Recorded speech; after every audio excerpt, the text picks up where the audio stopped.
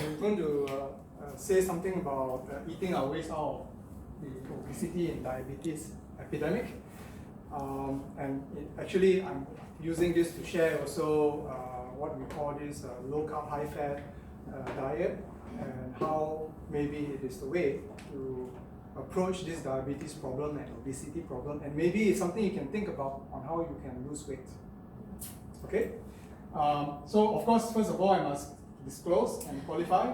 Okay, I'm not selling any product. I'm trying to give you some a scientific approach, to really how maybe we should be losing weight. Okay, so anything presented here should not be construed as medical or health advice. Okay, but now I don't have time to collect the material for you. But if you are interested, I can actually show you where to get, or you can even search for yourself through our library databases, the various papers that may support LCHF. All right. Now, so my weight loss story. Now there are two parts in my weight loss story. The first part is I did it through exercise. So that was in 2006. Went for an interview, and during the interview they sent me for medical, and I was 77 kg. I didn't realize, and I said, oh no, like Lee Kuan Yew, this will not do. And so I had bought my bicycle like I think 6 months before and wasn't using it. I finally pushed me over and I had to use my bicycle. Now, I lost about 12 kg, okay? But it's very strenuous. I'm cycling all over the shop. I chose to cycle to the office. I cycled to Pongo. I cycled to Ang Mo Kio. Refused to take bus. I couldn't save enough for a car, of course. So, well, this is probably my second or third bike. Yeah, but it's a mountain bike anyway. Just to show you, okay, these are pictures I took last night, but it sort of gives you an idea, okay, this is where I am now today, but this was where I was in October 2006. Okay, and these are my army pants. So you can imagine how old I am now. And I really I still couldn't fit into these pants when I was, heavier then. But I'm going to show you whether I can fit into those pants later on. All right? So, but the thing is this, exercise to lose weight, is it sustainable? And the other question is that, in Singapore, do we have time? I find it very hypocritical actually sometimes that the doctors or whatever say, you need to lose weight, won't exercise more, eat less. But how? People cannot, and all the diets, the fats, after people lose the weight, they gain it back again. And in a way, this is what happened to me. After I stopped exercising, went overseas, came back, stuff like that, my weight went up from 65 to 70 again, and up and down. But the thing is that science already know you don't need to exercise to lose weight. It's diet. Okay? So now I want to quickly go through carbohydrates and insulin. Now, this is important to understand. Now, you have broadly 3 groups of macronutrients: your carbohydrates, your proteins, and your fats. And when you take any of them in, this chart gives you the blood insulin response to these 3 main groups. Obviously, you can see carbohydrates the highest. Okay, protein, something, but fat lowest. Okay, so remember that. Diabetics will be very aware of this. And this one is to explain to you, now sugar and insulin, what happens. Of course, when you eat sugar or carbohydrates, get digested, become sugar, simple sugars. Insulin is secreted by the body. Now, insulin is an energy storage hormone. If a skinny person goes to the doctor, I want to put on weight, one of the things they do is inject him with insulin. Okay?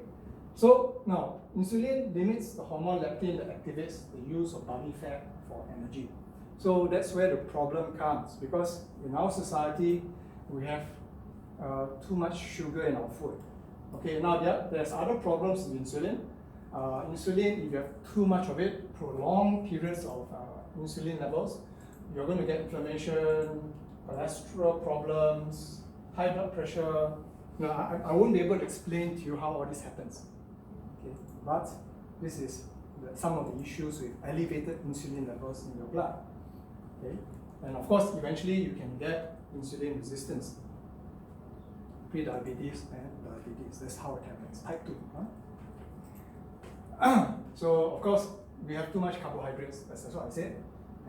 And part of it is actually due to cell keys in the 1950s, 1960s. I won't tell you too much about it, except to say that for now, in the supermarket when you go, a lot of foodstuffs, they make it taste good at this point, by adding more and more sugar until, then you keep on buying, keep on eating lah. But they want to make profit, they don't care about our health, right? So sugar is, now what does sugar do? Okay, I want to ask you now, if you go to a fire, you are the detective, you go to a scene of a fire, and you see all the firemen there, what do you conclude? Well, the detective will conclude that the fireman caused the fire, right? Correlation, right? Isn't it? Now, so how about cholesterol? Is cholesterol the problem, or the cause of the problem, or are they actually, they were just around there, somehow? Okay? Is it really the cause of heart disease? Because when doctors check our cholesterol, they say you have too much LDL, bad cholesterol. So they give you statins to control it. But really, is cholesterol the problem? So, quick digression. Now, this is a cholesterol molecule. Okay, now you have an interesting receptor here, ApoB100. Never mind what it means, but it's a receptor. It is, and it's very unique. It's like your tapping card, no? And when the receptors recognize, oops, I need to go back. Okay. So when the receptor recognizes, okay, this LDL, there's only one card, only one way to recognize it. You will get removed by the liver or the peripheral tissues. Now the problem with having sugar, and actually sugar will glycate your LDL. It will destroy this. Oh, I see. I can move back. Sorry. And then LDL gets oxidized. Okay. And omega-6 oils are implicated in this. All right. So I'll tell you more about it offline. But the whole point of this is that sugar damages LDL. Okay. Cholesterol. It's a type of cholesterol.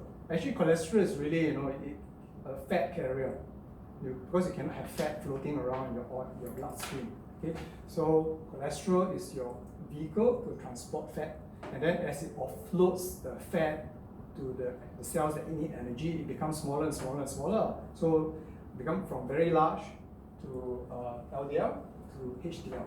Okay, that's what really happens. Now, so the problem is that when LDL, this key is damaged, the receptors don't recognize it, then where they go?